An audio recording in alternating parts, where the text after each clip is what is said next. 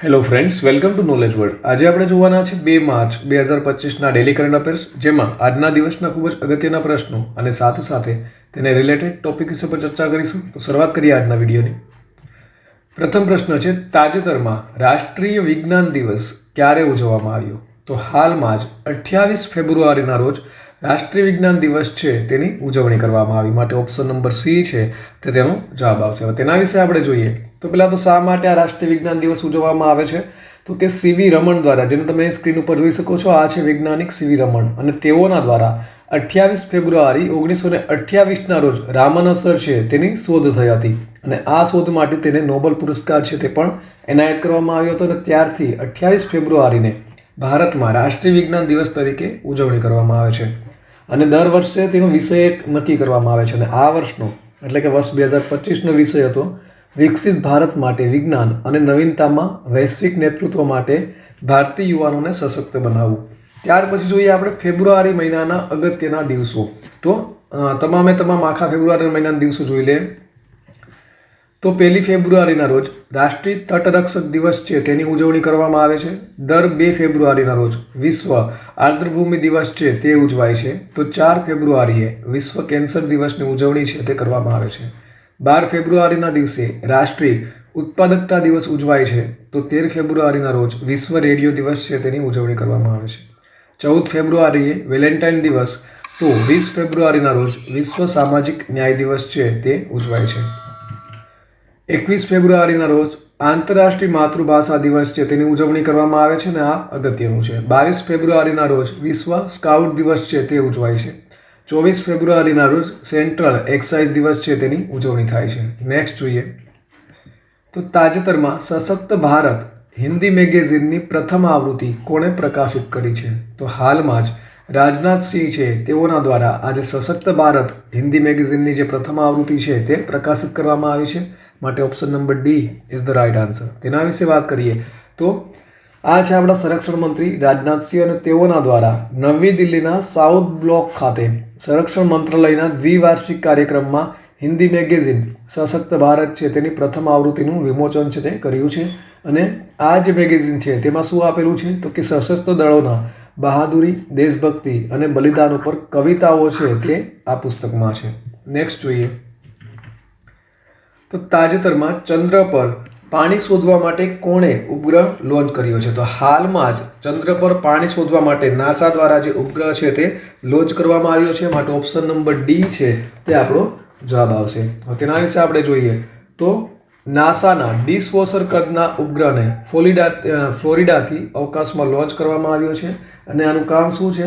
તો કે એનું કામ છે ચંદ્રની સપાટી પર પાણી ક્યાં છે તે શોધવાનું કામ છે તે કરવામાં આવશે. ત્યાર પછી જોઈએ તાજેતરમાં કોણે ત્રીજી સાબા મહિલા ચેમ્પિયનશિપ 2025નો ખિતાબ જીત્યો છે? તો હાલમાં જ ભારત દ્વારા આજે સાબા મહિલા ચેમ્પિયનશિપ છે 2025નો ખિતાબ જીતવામાં આવ્યો છે. શું છે સાબા? તો સાબાનું ફૂલ ફોર્મ છે સાઉથ એશિયા બાસ્કેટબોલ એસોસિએશન, અને હાલમાં જ આજે ખિતાબ છે તે ભારત દ્વારા જીતવામાં આવ્યો છે. તેના વિશે જોઈએ તો ભારતીય સિનિયર મહિલા બાસ્કેટબોલ ટીમે ફાઇનલમાં માલદીવને 107-32થી હરાવી અને ત્રીજી સાબા મહિલા ચેમ્પિયનશિપ 2025 છે તે જીતવામાં આવી છે, જેને તમે સ્ક્રીન ઉપર જોઈ શકો છો. આની સ્થાપના ક્યારે કરવામાં આવી? તો કે વર્ષ 2002માં સાબાની સ્થાપના છે તે કરવામાં આવી હતી.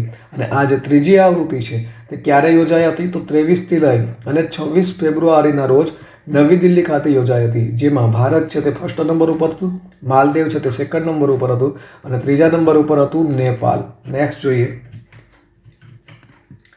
તાજેતરમાં કયા રાજ્યમાં આઈએનએસ ગુલદાર ભારતનું પ્રથમ પાણીની અંદર સંગ્રહાલય ક્યાં બનશે?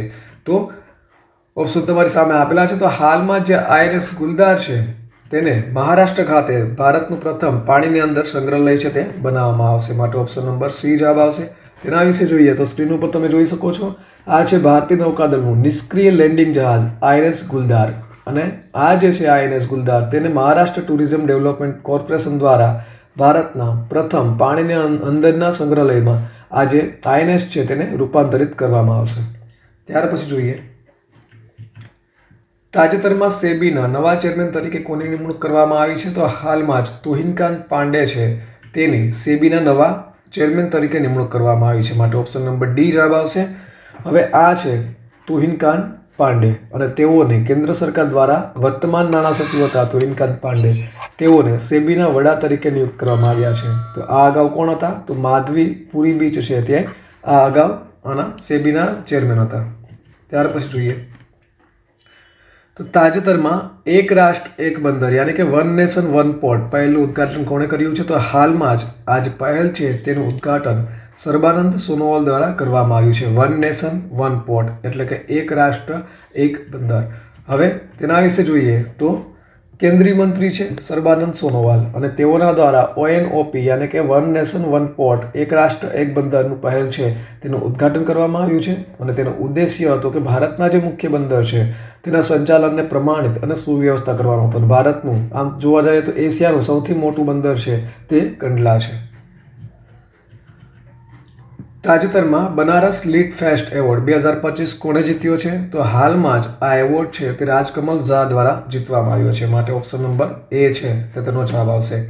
હવે રાજકમલ ઝાએ તેમની જે નવલકથા છે the patient in bed number 12 એટલે કે આ જે નવલકથા છે તેના માટે Ruskin Bond fiction book award શ્રેણીમાં બનારસ લીડ ફેસ્ટ એવોર્ડ છે તે રાજકમલ ઝા દ્વારા જીતવામાં આવ્યો છે.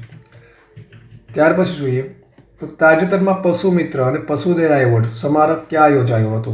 તો આ જે સમારોહ છે તે નવી દિલ્હી ખાતે યોજાયો હતો. માટે ઓપ્શન નંબર સી જવાબ આવશે. તેના વિશે જોઈએ હવે તો પશુપાલન અને ડેરી વિભાગ હેઠળની એક વૈધાનિક સંસ્થા છે ભારતીય પશુ કલ્યાણ બોર્ડ યાની કે AWBI અને તેઓના દ્વારા નવી દિલ્હીના વિજ્ઞાન ભવન ખાતે આ જે પશુ મિત્ર અને પશુદયા એવોર્ડ સમારોહ છે તેનું આયોજન કરવામાં આવ્યું હતું. ત્યાર પછી જોઈએ તો ગઈકાલે પૂછાયેલા પ્રશ્નોનો જવાબ જોઈ લઈએ. તો ગઈકાલે પૂછ્યું હતું કે તાજેતરમાં કયા રાજ્યની પોલીસે ઈમેલ દ્વારા પ્રથમ FIR દાખલ કરી છે?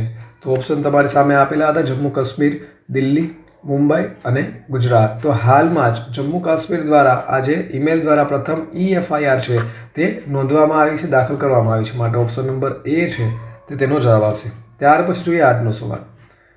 આજનો સવાલ છે તાજેતરમાં રતન ટાટા એન્ડોમેન્ટ ફાઉન્ડેશનના ચેરમેન તરીકે કોની નિમણૂક કરવામાં આવી છે? તો ઓપ્શન નંબર એ રાજીવ શુક્લા, બી મોહન ત્રિપાઠી, સી N ચંદ્રશેખરન અને ડી આર્યન સિંહ. તો આનો સાચો જવાબ તમારે કોમેન્ટ બોક્સમાં કોમેન્ટ કરી અને જણાવવાનો રહેશે. તો આ સાથે આજના દિવસનો જે વિડીયો છે તે પૂર્ણ થાય છે.